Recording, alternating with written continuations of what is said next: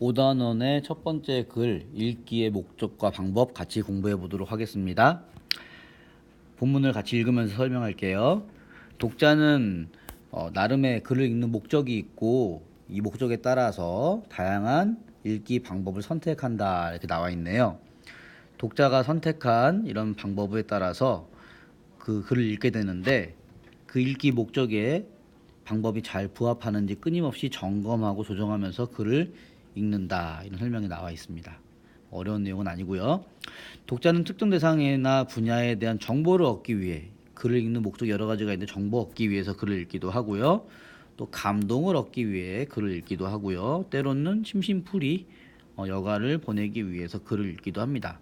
이런 다양한 여러 가지 목적이 있는데 이런 목적에 따라서 읽는 방법을 선택할 수 있다는 얘기죠.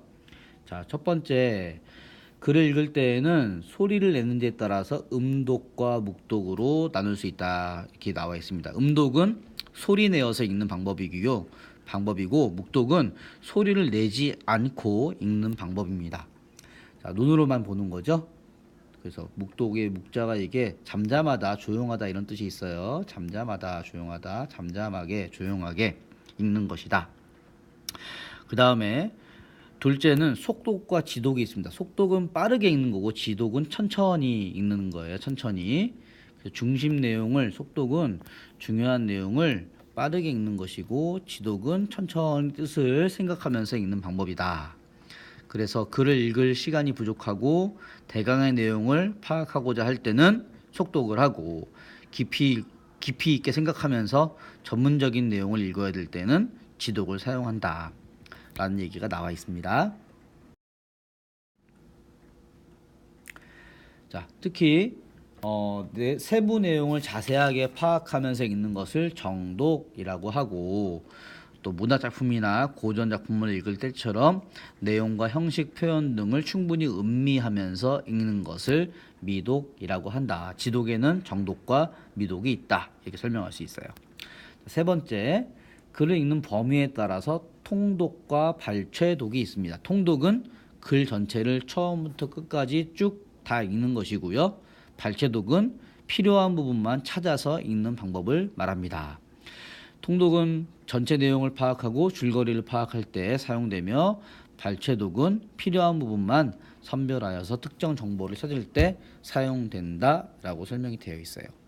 자, 여기까지 내용을 다시 한번 정리해 보면 글을 읽을 때에는 글을 읽는 목적에 따라서 다양한 방법을 선택하게 되는데 그 읽는 방법은 소리를 내어서 읽는 음독과 소리 내지 않는 묵독이 있다. 또 빠르게 읽는 속독, 천천히 읽는 지독이 있다. 지독에는 정독과 미독이 있다라고 했습니다. 그리고 읽는 범위에 따라서 통독과 발췌독이 있다. 이렇게 설명을 했어요. 자, 이처럼 읽기 방법은 읽기 목적이나 읽기 상황에 따라서 적절하게 선택하여 사용할 수 있는데 읽기 목적이나 읽기 상황이 같더라도 독자에 따라서 또 읽기 방법이 달라질 수 있다. 설명하고 있습니다. 여기까지가 이제 읽기 방법에 대한 내용이었고요. 그 다음에 이어서 과정 중심의 읽기 방법에 대해서 알아보겠습니다. 한편 읽기는 독자가 글의 내용을 있는 그대로 수용하는 것이 아니라 자신의 경험과 배경 지식, 스키마라고 하죠. 스키마. 경험과 배경 지식, 스키마라고 하는데 이런 걸 활용해서 글의 의미를 적극적으로 해석하는 과정이다. 수동적인 과정이 아니라 적극적으로 나 스스로가 의미를 만들어가는 과정이다라고 해요. 그래서 읽기를 우리는 읽기 전, 읽는 도중, 또 읽기 후 이렇게 내용을 나누어서 과정 중심의 읽기 방법을 이야기합니다. 첫 번째, 읽기 전에는 우리가 글을 읽기 전에는 먼저 뭘 할 수 있을까요? 읽기 목적을 확인하고 읽기 방법을 선택하는데 이렇게 읽기 목적을 확인한 뒤에는 글의 제목, 또 차례, 소제목, 그림 등을 쭉 훑어보면서 글의 내용을 예측해 보는 것이 좋다. 먼저 읽기 목적을 확인하고요. 그 다음에 글의 내용을 예측해 보는 것이 좋다. 또 관련된 경험이나 배경 지식을 떠올려 보는 것도 글을 읽는데 도움이 된다. 그래서 우리가 읽기 전에 할 수 있는 활동이 목적 확인, 예측, 또 관련 경험 배경 지식 떠올려 보기 이런 것을 통해서 글을 직접 읽기 전에 이런 내용을 통해서 우리가 글을 좀 더 잘 이해할 수 있는 길로 걸어가게 됩니다. 그다음 두 번째, 읽는 중에 글을 읽는 과정에서는 우리가 어떤 것을 할 수 있는가? 첫 번째는 중심 내용과 글의 구조를 파악하면서 읽어야 됩니다. 뭐 글을 읽는다면 당연한 거죠. 이때 우리가 활용할 수 있는 방법이 메모하기. 메모를 하거나 중요한 부분에 밑줄을 그어가면서 읽으면 글을 읽고 내용을 이해하고 정리하는 데 도움이 됩니다. 또 반복되거나 강조되는 단어나 문장을 찾고 그리고 하지만 따라서 든 것 같이 접속어를 살펴보는 것도 효과적인 방법이다라고 되어 있어요. 그래서 글의 내용을 이해할 때 여러분들이 메모하고 밑줄 긋고 또 강조되는 핵심어를 찾고 접속어를 살펴보는 것 이런 것들이 글을 이해하는 방법으로 적절한 전략입니다. 그 다음에 글을 읽는 중에는 글의 내용과 관련하여 스스로 질문을 만들고 이에 대한 답을 찾으며 읽는 것이 좋다. 이게 두 번째죠. 스스로 질문을 만들고 답을 찾으면서 읽는 것도 필요하다. 또 글을 읽기 전에 예측한 내용을 확인하고 내용이나 맥락을 고려하여 앞으로 전개될 내용을 예측하며 읽을 수도 있다. 자, 이렇게 예측한 내용을 확인하기도 하고 또 전개될 내용을 예측하는 것. 그다음에 네 번째는 숨겨진 내용, 숨겨진 내용이나 글쓴이의 의도 등 직접 제시되지 않은 것을 추론하며 읽는 것도 중요하다. 그리고 나아가 글의 내용이나 글쓴이의 생각, 주장 등에 공감하거나 비판하면서 읽을 수도 있다. 이런 것들이 이제 우리 글을 읽는 중간에 할 수 있는 활동들이에요. 그 다음 세 번째, 글을 읽은 후에는 다 읽은 다음에 어떻게 하느냐? 읽은 내용을 정리해 보아야 한다. 정리해라. 어떻게 정리하느냐? 자, 정리하는 방법은 메모하거나 밑줄을 그은 내용을 바탕으로 내용을 요약해 볼 수 있다. 요약. 우리 글을 읽고 나서 요약 정리하는 거 많이 해왔죠? 또 각 문단의 의미 관계를 중심으로 글의 내용을 시각화하여 정리하면 글의 내용을 한눈에 파악할 수 있다.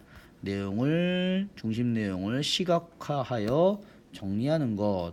우리 수업 시간에 하는 활동들, 뭐 마인드맵 그리기, 서클맵 그리기, 페이스맵 그리기 이런 것들이 다 시각화하여서 글의 내용을 정리하는 방법이었어요.